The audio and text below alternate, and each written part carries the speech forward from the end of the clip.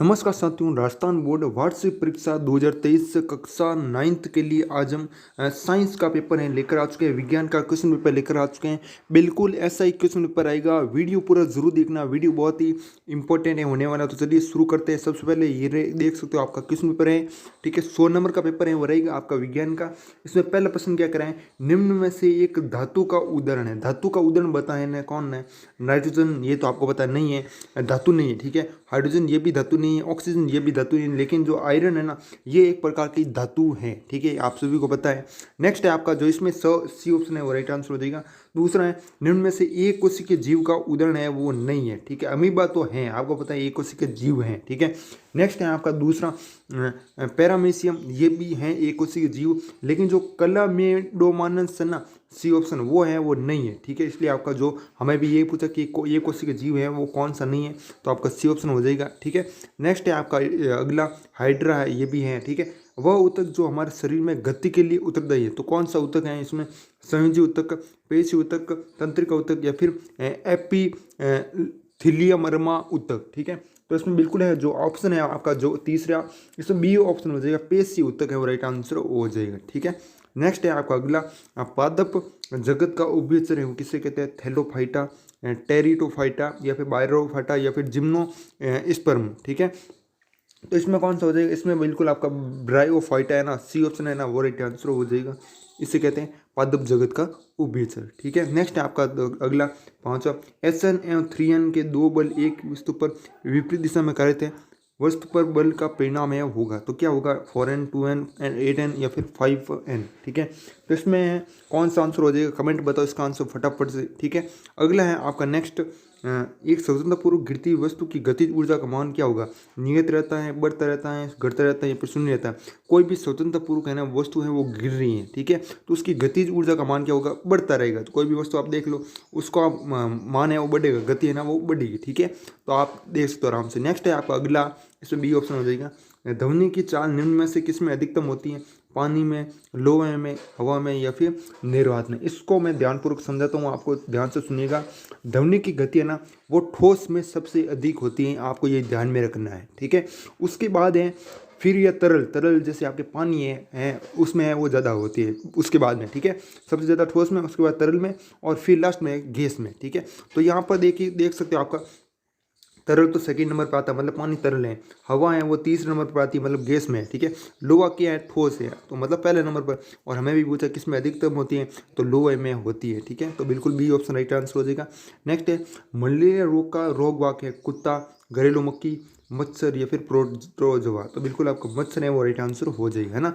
अगला है आपका नेक्स्ट, वायु द्वारा फैलने वाला रोग नहीं है, कौन सा नहीं है? कोरोना वायरस, कोरोना वायरस तो वायु द्वारा ही फैलता है ना। हैजा, निमोनिया, और सही रोग? तो इसका आंसर है, कमेंट बताओ फटाफट से कौन सा सही होगा, ठीक है। ये आपको पता होना चाहिए। नेक्स्ट है आपका अगला प्रश्न है, देख सकते हो यहाँ पर धुंधला दिख रहा है, एक बार धगला, अगले वाला धुंधला और है ना, यही लेते हैं हम। इसमें दूसरा प्रश्न है, क्या कह रहे हैं? ग्रीन हाउस प्रभाव के लिए उत्तरदायी गैस है, कौन सी गैस है ग्रीन हाउस प्रभाव के लिए उत्तरदायी गैस? CO2, ये आपको याद रखना है, ठीक है। होम कार्बन डाइऑक्साइड को कहते हैं, इसका आंसर मुझे है कहीं पर भी नहीं मिला है, ठीक है, वरना मैं बता देता। नेक्स्ट है आपका अगला, किसी तत्व की संयोजन शक्ति उस तत्व की कहलाती है, उस तत्व की क्या कहलाती है? संयोजकता कहलाती है। क्या कहलाती है? संयोजकता। ये आपका राइट आंसर हो जाएगा। नेक्स्ट है परमाणु की किस कक्षा में उपस्थित अधिकतम इलेक्ट्रॉनों की संख्या सूत्र द्वारा ज्ञात की जाती है? तो किस सूत्र द्वारा? 2n2 सूत्र वाला है ना, जहाँ पर n क्या है? कक्षा संख्या है, ठीक है, ये आपका हो जाएगा। नेक्स्ट है आपका अगला, घेंगा रोग के इलाज में किस समस्थानिक का उपयोग होता है? किसके समस्थानिक का? तो याद रखना आपको आयोडीन, क्या हो जाएगा? आयोडीन समस्थानिक का जो उपयोग है वो होता है। मैंने 2 से 3 क्वेश्चन पेपर करवाए हैं विज्ञान के, उन्हें जरूर देखना, उनमें से गारंटी है, 100% गारंटी है, 3 से 4 प्रश्न है आपके 100% आ जाएंगे। एक बार देख लेना, बस एक बार, कुछ नहीं करना आपको, एक बार देख लेना, ठीक है। नेक्स्ट आपका अगला, इसमें तो आपका हो गया कोशिका के अंदर प्रोटीन का संश्लेषण में होता है। कोशिका के अंदर प्रोटीन का संश्लेषण किस में होता है? तो आपको याद रखना है राइबोसोम, किस में होता है? राइबोसोम। ये क्वेश्चन भी मैं करवा चुका हूँ, और ये क्वेश्चन है अलग अलग हाफ ईयरली अलग अलग जिले में आ चुका है। नेक्स्ट है रक्त के तरल अदात्री भाग को कहते हैं, रक्त के, ठीक है। तो इसमें क्या हो जाएगा? बिल्कुल इसमें आपका प्लाज्मा हो जाएगा। क्या हो जाएगा? रक्त के तरल अदात्री भाग को क्या कहते हैं? प्लाज्मा कहते हैं। नेक्स्ट नारियल का हरे से युक्त छिलका ऊतक का बना होता है। तो किस ऊतक का बना होता है? तो याद रखना दृढ़ ऊतक, दृढ़ ऊतक, ठीक है ना, ये आपको याद रखना। अगला है 5 जंगत अवधारणा वैज्ञानिक दी थी, तो किस वैज्ञानिक दी थी? R.H. व्हिटेकर, ये आपको याद रखना है। नेक्स्ट है आपका अगला टिंडल प्रभाव है वो किससे कहते हैं? तीसरे का पहला है, बहुत ही अच्छा प्रश्न है, 2 नंबर का क्वेश्चन है, नहीं 1.5 नंबर का है ना। और इसमें टिंडल प्रभाव किसे कहते हैं? तो टिंडल प्रभाव जब प्रकाश किसी कोलाइडी माध्यम से गुजरता है तो प्रकाश का क्या होता है? प्रकीर्णन होता है तथा प्रकाश का मार्ग है दिखाई देने लगता है। प्रकाश की इस घटना को ही टिंडल प्रभाव है वो कहते हैं, है ना, ये याद रखना। यदि अगला है आपका दूसरा, यदि किसी परमाणु में इलेक्ट्रॉनों की संख्या 8 है, ध्यानपूर्वक सुनिएगा, किसी परमाणु में इलेक्ट्रॉनों की संख्या 8 है और प्रोटॉन की संख्या भी 8 है, तो उस परमाणु की परमाणु संख्या है वो क्या होगी? ठीक है, 2 चीज़ें हमें दी हुई हैं, एक तो इलेक्ट्रॉन की संख्या 8 दी हुई है और प्रोटॉन की संख्या भी 8 है, वो दी हुई है, ठीक है। और एक बात याद रखनी है, जब भी आपको ऐसा दिया हुआ है तो आपको सूत्र याद रखना है, परमाणु संख्या इज इक्वल इलेक्ट्रॉनों की संख्या इज इक्वल प्रोटॉन की संख्या, मतलब तीनों बराबर होती है। तो तीनों बराबर होती है मतलब हमें दोनों 2 दी हुई है 8 8, तो तीसरा परमाणु संख्या वो भी क्या होगी? 8 ही होगी, ठीक है, ये आपको याद रखना है। सूत्र है, मतलब याद रखना है, परमाणु संख्या बराबर होती है इलेक्ट्रॉनों की संख्या के और इलेक्ट्रॉनों की संख्या बराबर होती है प्रोटॉन की संख्या, मतलब तीनों बराबर होते हैं ना, ये आपको याद रखना। एक गाड़ी का ओडोमीटर है वो क्या नापता है? तो क्या नापते हैं? दूरी नापते हैं, ठीक है, ये आपको याद रखना है। तो अगला प्रश्न है आपका, जड़त्व है वो किसे कहते हैं? तो जड़त्व किसे कहते हैं वो बतानी, परिभाषा बतानी है, कुछ नहीं लिखना है ज़्यादा, और ये आपका 1.5 नंबर का क्वेश्चन है, ज़्यादा नहीं है। नेक्स्ट है आपका अगला, एक कागज़ की शीट और उसी कागज़ के शीट से बनाई गई गेंद को गिराते हैं तो कागज़ की शीट उस गेंद से है वो धीमे क्यों गिरती है, मतलब बताना है, ठीक है, मतलब ठीक है, बहुत आसान है क्वेश्चन ये भी। अगला है आपका, एक जूल कार्य को परिभाषित वो करना है, ठीक है। अभी यहाँ से दूर न दूर लाए, थोड़ा वापस है नीचे वाले ले लेते हैं, ठीक है। और आगे हैं अगला कौन सा प्रश्न ये आपका, ध्वनि तरंगों को यांत्रिक तरंगे हैं वो क्यों कहते हैं? अगला है आपका नेक्स्ट, सामान्य मनुष्य के कानों के लिए सर्वोत्तम प्रयास है वो क्या होती हैं? ये भी मैंने बताया था 20 हर्ट्ज से लगा कर, है ना, 20 हर्ट्ज से, है ना। अगला है नेक्स्ट आपका, ग्रीन हाउस प्रभाव है वो क्या है? ठीक है, ग्रीन हाउस प्रभाव बताना है। खरपतवार क्या है? मिश्रित फसल से क्या आशय है? नेक्स्ट है आपका अगला, देख सकते हो, और इसमें चौथा प्रश्न है लघुत्तम प्रश्न है, और यहाँ पर भी 2.5 नंबर का प्रश्न है हर एक क्वेश्चन। पदार्थ की विभिन्न अवस्थाओं के गुणों में अंतर स्पष्ट करना है। मिश्रण किसे कहते हैं? निम्नलिखित मिश्रणों में से उनके घटनों को पृथक करने की विधियों का नाम लिखना है, ठीक है। जैसे आपका दही से मक्खन बनाना है, ठीक है, और नमक से कपूर है, और एक आपका हो रहे हैं जल से तेल, ये बताना है, ठीक है। नेक्स्ट है आपका अगला, निम्नलिखित सूत्रों द्वारा प्रतिष्ठित यौगिक को नाम लिखने, इनके नाम लिखने Ai2SO4, CaCl2, K2SO4 और CaCd3, ठीक है, इसका बताना है। नेक्स्ट है आपका अगला 7 नंबर, 3 कक्षों वाले बोर के परमाणु मॉडल का चित्र बनाइए। कुछ के कौन से अंग को बिजली के हैं वो कहते हैं और क्यों कहते हैं, ठीक है। नेक्स्ट है आपका अगला 9वां, पादप जगत को एक परिवार चित्र के माध्यम से वर्गीकृत करना है। वर्तीय गति है वो किसे कहते हैं? वस्तुओं की एक समान वर्तीय गति के 3 उदाहरण हैं वो लिखने हैं। नेक्स्ट है आपका 11वां, इनको मिलान है वो करना है, ठीक है, कौन सा क्या पर होगा, ठीक है, ये क्वेश्चन है आपका।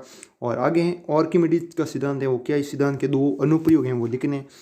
सोनार का पूरा नाम लिखना है SONAR का, ठीक है। चमगादड़ अपना शिकार पकड़ने के लिए पराध्वनि का उपयोग किस प्रकार करता है, ठीक है, बहुत ही अच्छा प्रश्न है, आ सकता है आपके भी। ध्वनि की प्रबलता तथा तीव्रता में अंतर बताइए, और जल प्रदूषण व क्या है कैसे होता है वो बताना है। और आगे 5 नंबर के क्वेश्चन है, और इसमें द्विपद नाम पद्धति है वो किसने दी, इस पद्धति की मुख्य बातें लिखनी है। जंतुओं और पौधों के वर्गीकरण के आधार में मूल अंतर है वो क्या है, ठीक है। नेक्स्ट है आपका अगला 18वां, निम्न क्रियाकलापों में क्या हो रहे हैं अथवा क्या नहीं है व्याख्या के आधार पर तर्क करना है। ये सुमा एक तालाब में तैर रही, क्या हो रहा है और क्या नहीं हो रहा है वो बताना है।